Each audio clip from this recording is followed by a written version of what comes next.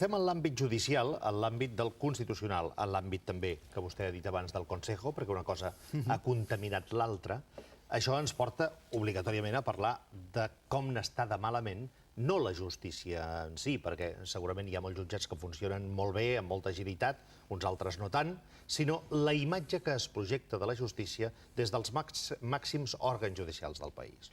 Això dona una desconfiança total i absoluta. Si ara vostè, que no és el cas, té demà un problema amb la justícia a causa, jo què sé, d'una sanció de trànsit, vostè tindrà la sensació de que aquella justícia actuarà de manera imparcial si cada dia li estan dient als mitjans de comunicació que el màxim òrgan de tots els òrgans, que és el Constitucional, que és qui ha d'emparar l'equitat, la igualtat, etc., funciona com funciona, o com a mínim té aquesta mala imatge, no sé com funciona. I el Consejo General del Poder Judicial resulta que s'ha convertit durant anys en un pols que bloqueja la seva reforma.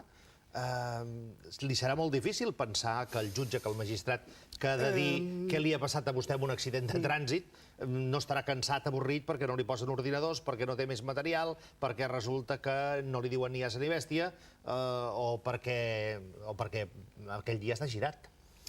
No és ben bé aquest el problema. Jo diria que, i a més després ja de quasi 7 anys d'estar allà, no és un problema de la justícia, diguem-ne, de cada dia, ni dels jutges de peu, que el problema que pateixen és un altre. És la falta de mitjans, és una organització caòtica, és un desbordament de treball, però no n'hi ha problemes ahir en termes generals, evidentment. Sempre n'hi ha algun problema, com ara s'ha vist a la Costa del Sol, a Marbella o a Estepona, però no hi ha un problema general de manca d'imparcialitat i d'independència dels jutges ordinaris, dels jutges de cada dia.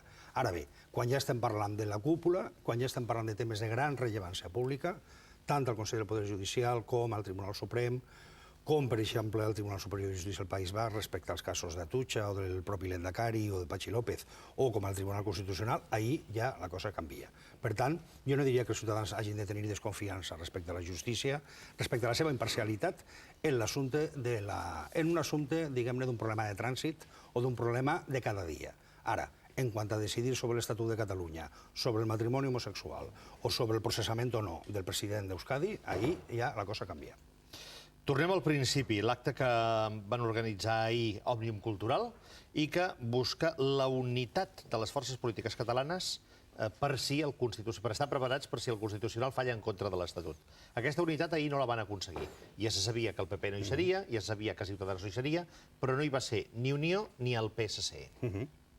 Com ho interpreta vostè? Bueno, primer que això no és per si el Tribunal Constitucional, és per quan el Tribunal Constitucional. No és un problema de condició, és de quan es produirà això. I per l'altra, perquè tant el PSC com Unió Democràtica, en les seves declaracions públiques, el que han dit és que ells no tenen cap dubte sobre la constitucionalitat de l'Estatut i, per tant, no volen contemplar un escenari en el qual el Tribunal Constitucional arrani l'Estatut en tot o en part, amb anul·lacions, amb declaracions d'ineficàcia, etc. Bé, doncs és la seva confiança en que el Tribunal Constitucional no farà això, però, en fi, per a dir simplement que el Tribunal Constitucional, per a dir simplement que l'Estatut és plenament constitucional, això es diu en un foli i ja es podria haver dit fa 2 anys, que és quan està pendent aquesta sentència.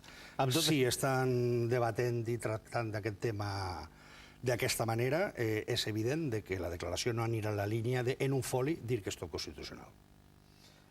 Un altre dels elements que aquestes últimes hores s'ha posat una mica d'enrenou en aquesta trobada és la presència del senyor Carod Rovira.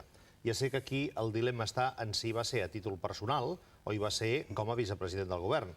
El que passa que la prova del cotó, que és l'agenda oficial del senyor Carod Rovira com a vicepresident, constava ahir, o hi havia, que seria en aquest acte. Per tant, si constava a l'agenda del vicepresident, cal pensar que hi va ser com a càrrec institucional.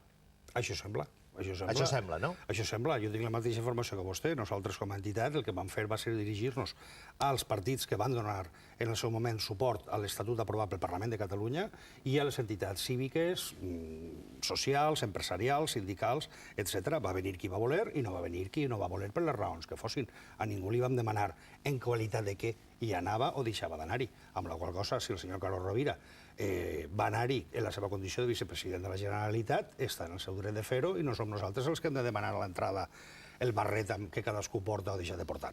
Per descomptat, però com que el govern havia anunciat oficialment que no seria present com a govern, doncs llavors aquí s'ha aixecat aquesta petita polèmica, que no sé, més nivell de transcendència segurament el té perquè sempre s'està buscant alguna fricció en el si del tripartit, no? Suposem, però la veritat és que tampoc van convidar al govern de Catalunya, ni a l'Ajuntament, ni a la Diputació, ni a entitats públiques i institucionals com a tals, perquè aquest era un acte de la societat, era un acte d'una entitat privada i dirigit a entitats també privades, com són sindicats, com són associacions, com són partits.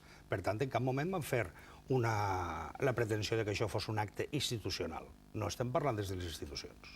Senyor López Tena, gràcies per tornar al programa i molta sort, bon dia i bona hora. Gràcies a vostès. Alfons López Tena, en tant que membre de l'Òmnium Cultural, que va ser l'inductor, va ser l'organitzador, en definitiva va ser l'estimulador de l'acte d'ahir al Teatre Nacional de Catalunya, un acte reclamant unitat política contra la decisió que ja preveuen feta, donada, pactada, com ens acaba d'explicar ell mateix, del Tribunal Constitucional, retallant a major o menor mesura l'Estatut. Perquè el que encara no gosa dir és si serà una retallada parcial o general, no?